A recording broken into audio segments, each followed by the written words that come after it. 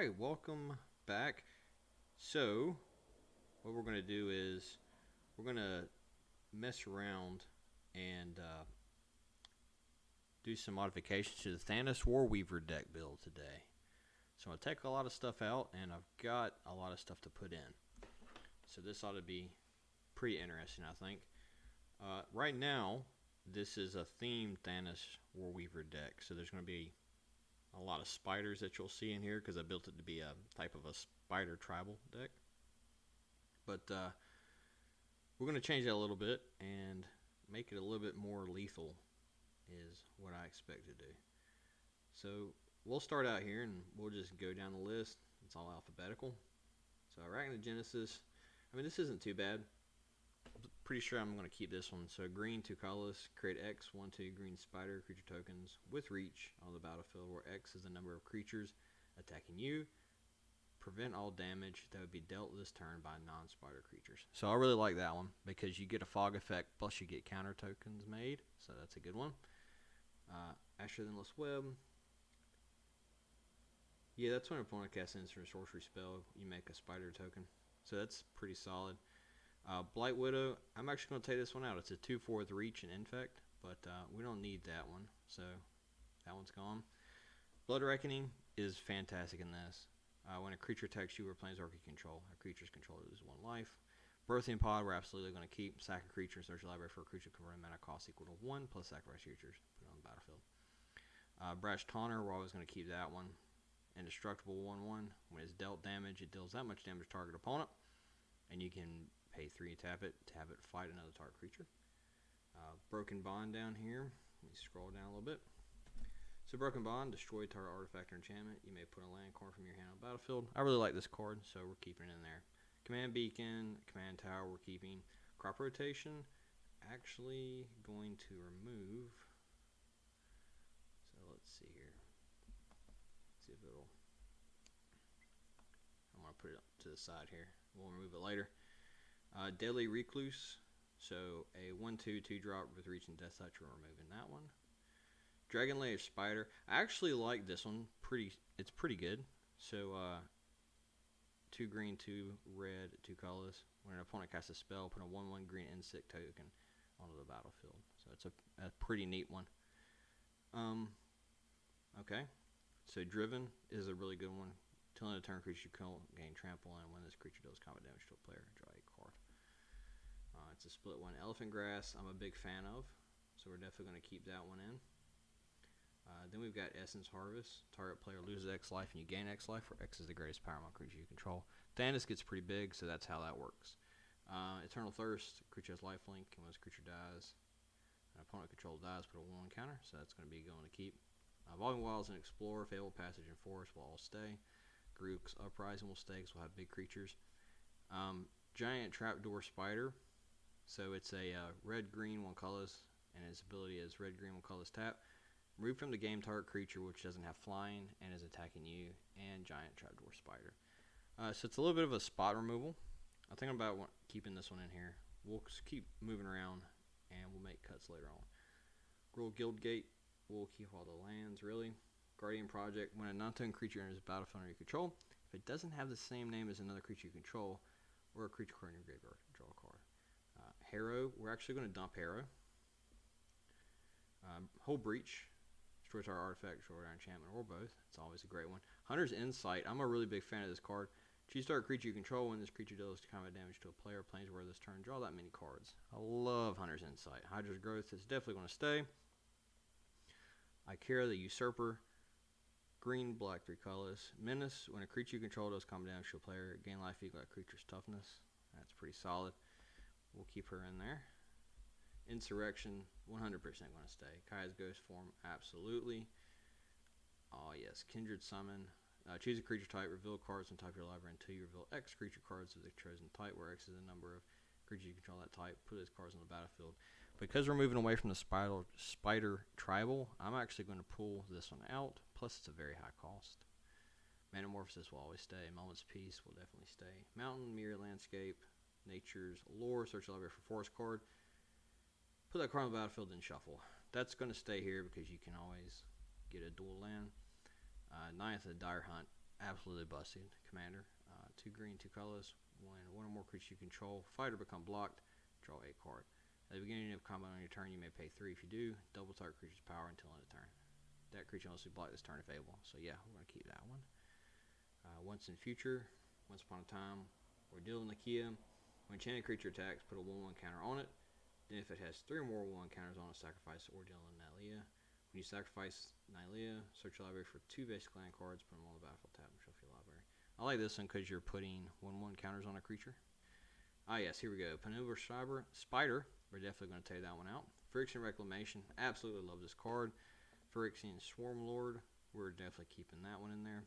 Kind of surprised that I had it in here. Predator's Report. You choose a creature, you gain life equal to its power plus its toughness. Rada Heart of Kelb. She has first strike. Look at top card of your library anytime. You get plain lands off the top. And you can give her +X, where X is the number of lands you control. So for a 3-drop, she's pretty solid. Rampant Growth. We will keep that one. Ransack the Lab. Reclaim. Regrowth. Then we've got Respite. Rhythm of the Wild. Rich Card Expertise. Rupture. Search for Tomorrow. Some of these I'm a little bit on the edge of taking off, but we'll keep them on there. So Snake Cult Initiation, you know, enchanted creature has poisonous 3. You're given, when it deals damage, you're given 3 poison counters to a player when it's dealing that damage. You know, that's a tough one. I wanted to mess with this and see how it plays, and it usually plays pretty good. So I guess I'll keep it in here. We'll see. So Soul's Fire. Alright, here we go. Let's get some more of these spiders. So this one, Steam Spitter. Yeah, we're taking that out. Warweaver, Hexproof Protection, or Hexproof from blue, and Reach. When it's dealt damage, you gain 1 life and create a 1/1. So we're actually going to take that one out. Terrifying Presence. You know, I made this one just because it has a spider in the image, and that's why this is in the deck. So prevent all combat damage that would be dealt by creatures other than target creature this turn. So that's pretty solid. We can keep that in here. Let's see. 3 visits. Very nice. Very nice. Torment of Hellfire. Absolutely. Triumph of the Hordes. Yeah. So Triumph of the Hordes, that'll knock one off of the sideboard list I'm adding. Then we've got Unbreakable Bomb. Turn target creature card from your graveyard to the battlefield with a lifelink counter on it. This is actually a very good card. Zendikar Resurgent. Said for 7. When you tap a land for mana, add 1 mana to your mana pool of any type of land produced. When you cast a creature spell, draw a card. And then we got Watcher on the Web. It can block 7 creatures, and it's a 2/5. So that's pretty great. But we're actually going to remove that one. Because we're going to bulk this thing up a little bit. And we'll go down the list. And I'm actually going to start with creatures to add. So we got 91, so I can add 9 things to it. So right off the bat, I want to add Ignoble Hierarch. Yep. And let's see, what else do we got here that we can add? So I want to go for the creatures. Definitely adding Phyrexian Obliterator. So if you don't know, he's 4 black, trample 1. A source deals damage to Phyrexian Obliterator. That source's controller sacrifices that many permanents. That's kind of the point of building this deck. And the reason I want to put him in there is so you can make them sacrifice stuff. So boop. Move that to the main. No Mercy. When a creature successfully deals damage to you, destroy it. So we're absolutely going to add that. Let's see here. Discordant Spirit. I actually kind of want to put this in here just to see what it does. So it's a black, a red, and 2 colorless for a 2/2. At end of target opponent's turn, put a 1/1 counter on Discordant Spirit for each 1 damage dealt to you this turn. At the end of your turn, remove all these counters from Discordant Spirit. So I want to add that because I think it's a really neat ability. You're forcing your opponent to attack. You'll be tanking a lot of damage.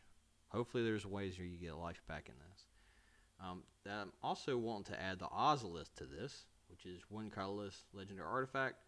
When a creature you control leaves the battlefield, if it had counters on it, put those counters on the Ozolith. At the beginning of combat on your turn, if the Ozolith has counters on it, you may move all counters from the Ozolith on the target creature. So I feel like, you know, I don't know how many counters I'm going to be doing with this one. I thought about putting it in here because I have the Discordant Spirit, but the Discordant Spirit isn't leaving the battlefield unless it's sacrificed.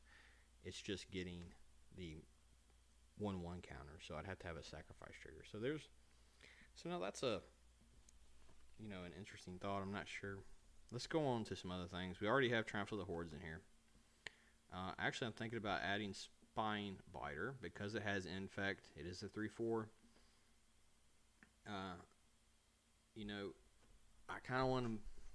I wanted to put it in here because I thought I was going to do an Infect build. But honestly, I don't want to commit to it because this deck has some other things going on. So I'm going to leave that off of here. Siege Behemoth. So 2 green, 5 colorless. Hexproof, 7/4. As long as Siege Behemoth is attacking for each creature you control, you may have that creature assign its combat damage as though it wasn't blocked. So we're going to add that on here. I had a little video that we made about this to where we were talking about the good old Siege Behemoth and a lot of creatures like him and rocks, which we were going to add to where you're assigning damage as though they're not blocked. And let's add him in there. Okay. And then, I'm going to add rocks in here. So 2 green, 4 colorless. You may have rocks deals combat damage to defending players that weren't blocked, and you can pay 1 green, 2 colorless to regenerate rocks, and he's a 5/5. So I'm going to go ahead and add him because I'm thinking you can mess around, you can fling them. Yes, Predatory Focus. So 2 green, 3 colors. You may have creatures you control deal their combat damage to defending player this turn as though they weren't blocked. So that, to me, is a big win. And then Outmaneuver. So 1 red and X. X target block creatures deal combat damage to defending player instead of to blocking creatures this turn. So I think that's a cool little combat trick. So we're going to add that one in. So, with that in mind, let me look down here and make sure I don't have any duplicates going on. And then I'll see if we're done that. We'll move on. And maybe, because it looks like I have 1 slot left, so maybe add 1 more to it. And then that would be the end of the upgrades. Yep. So that is everything that's in there. Honestly, the land count, you could probably go a little bit higher. I went heavy into the green. You could probably add more lands to it if you wanted to fill all that 100 slot. However, I want to go with Persist. So return target non-legendary creature card from your graveyard to the battlefield with a -1/-1 counter on it.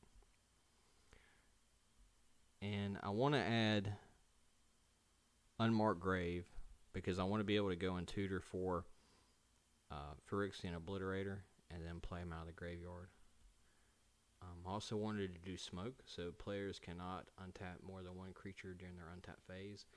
And I wanted to do Fling as an additional cost. You sacrifice a creature, and you do the sacrifice creature's power to any target. Let me see if I already have. I've got a few Fling effects I feel like in here, but I don't have Fling itself. I think what I'm going to do is I'm going to take out. Stuff is a tough call to see what I'm going to take out of this one. It does seem to me that I have a lot of creatures. I may not have enough creatures. I've got a lot of spells, but it's really to get you there. I've got the Rupture. The Rupture is like a Fling, so it's 1 red, 2 colorless. Sacrifice a creature. Rupture deals damage equal to that creature's power to each creature without flying and each player. So you can wind up killing yourself, so you don't really spot him with that. The Swarm Yard, you could probably remove that and put a good dual land in here. I would do dual lands as far as things that you can search for. So getting rid of the Thrivings. This was built in a budget and under a budget, and that's why you have a lot of these budget type cards and effects. And I just wanted to throw in a few more upgrades and see how it looks and how it would play. So this would be really my suggestions, and those are the ones that I wanted to add. So, further suggestions that you may want to put in there. Maybe these will help you out. These are things I wanted to fit in, but I didn't have enough space. So, smoke, 2 red. Players cannot untap more than 1 creature during their untap phase. Fling, 1 red, 1 colorless. You sacrifice a creature as additional cost, and you deal damage equal to the sacrificed creature's power to any target. Unmarked grave, 1 black, 1 color. Search your library for a non-legendary card, put it into your graveyard, then shuffle. Seraph the Viper's Fang, so 2 green, 2 colorless. Human Warlock, legendary creature. Other tapped creatures you control have Death Touch. Other untapped creatures you control have Hexproof. And 1 colorless and tap to untap another target creature or land you control. Reanimate, we've added in there. The Ozlith, we've talked about that one. We added the Discordant Spirit, the No Mercy, the Phyrexian Obliterator. Triumph of the Hordes is already in there. Spinebiter, which is Infect 3/4 for 6, and you may have Spinebiter signs combat damages that weren't blocked. We've added the Siege Behemoth because it gives the ability to all those creatures. We've added the Rocks, which, thinking about it, you could probably take Rocks out. To me, that's really just nostalgia. Predatory Focus we added, and Outmaneuver. So, honestly, a pretty solid that we've added here. And I'm going to take these sideboards cards, and we're just going to remove these. So we've got rid of that one. We got rid of Deadly Recluse. Right. We got rid of Hero, which I'm not, never, oops, take Hero, delete. We got rid of Kindred Summons. That might be controversial, but we moved away from being a tribal deck to just a generic one. If you are playing tribal and you're playing in green, so then let's say that you're playing elves, that would be a great card to play. We're going to take out Penumbra Spider. We're taking out the Steam Spitter. And like I said, we're taking out the Spore Web Weaver, taking that out. And Watcher in the Web. So now it's not a tribal deck anymore. And now it's just going to be generic creatures. You could take out even more of these spiders if you wanted to, but I wanted to generate some tokens off of these spiders.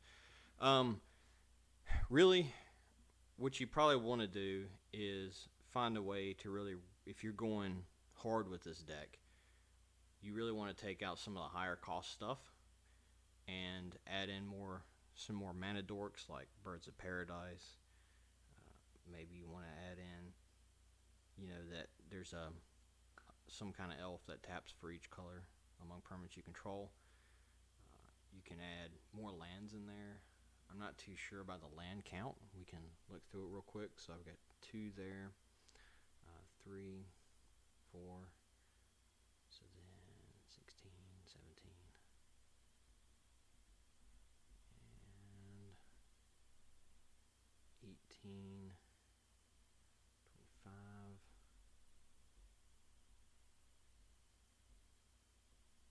and 32, 33, 34, 35, 36. So 36 lands in this. I think that was the standard that I was going with at the time. You actually probably could benefit from running 38 lands. I would even say you could go 40. There's a lot. The CMC is pretty high. So now that we're done editing, we can actually, how about this? How about I take it back and let me see if I can have it saved. Yeah. So then we'll go back to look at it. Okay. So then, yeah, I need to find a way to save it. Anyway, talking about the stats of this thing. Okay. We'll just save. And we'll go check it out. So let's look at the stats on this thing. So as all these ads. So here we go. And I guess we didn't go over Thanos, but Vigilance, Reach, 5/5 for red, green, black, 3 colorless. All creatures attack each combat if able. When a creature attacks you or a planeswalker you control, put a 1/1 counter on Thantis Warweaver. So that's where you're getting a lot. So really the mana production of this thing, you're heavy in green, and then you're split between black and red. There's quite a few lands. So, yep, lands 36, instants 13, sorceries 20, enchantments 14, and creatures 13, artifacts 3. So, yeah, you know, not a lot of creatures, but the ones you do are pretty intense. And there's lots of ways to go get those creatures back. And then there's tons of other things you can do in between then. You know, if you really wanted to get into a creature-heavy deck, there's a lot of stuff that you could cut. There are some things, like the Snake Cult Initiation, that I probably would get rid of. But you can probably consistently hit with that. That's why I wanted to keep it in there. So, the mana curve for this thing is all over the doggone place. Most of your stuff, it's looking like, you know, your 18% of your green cards are going to be in the 2. You know, and then you've got, there's 2 black cards that are in 2. So you're in between the 2 and 4. Yeah, I mean, this is very casual. So 90% casual deck. I love it. That's pretty good. Let's see here. So average CMC is not bad. It's 3.28. You know, it could be a lot higher, which I thought it would be a lot higher based on some of the cards that we added in here today. But really, it's not too bad. So it's looking like the Card Kingdom price on this thing is at $327, $337. TCG Player Marketplace is about $270. I mean, that's not too bad. Really, what's really getting you are some of the bigger spells. Some of the expensive stuff, like No Mercy. No Mercy is like $50 or something like that. But it's really going to pay for itself for clearing that board out. You could throw a black market in there if you wanted to, so that you could capitalize on the gains of those creatures dying, you know. But honestly, there's quite a few options for you based on what you want to do. But that's going to be it for the day. That was the upgrades for it, and that's everything that I wanted to do. Hope you enjoyed the video, and you know, I hope you consider doing this build again. From what I understand, it's a pretty fun commander to play. It's different. Not a lot of people play it. It's very casual, but you can, you know, get a lot of bang for your buck on the casual side of it. And of course, the original deck list for this I can throw in there, where that's about like $100, I think. It's not too expensive. It was $100 at the time, and it's Spider Tribal. And also, I'll have the link for this, which will be the advanced Thantis Warweaver deck that I've built. But yeah, check it out in the video description once again. Have a good one.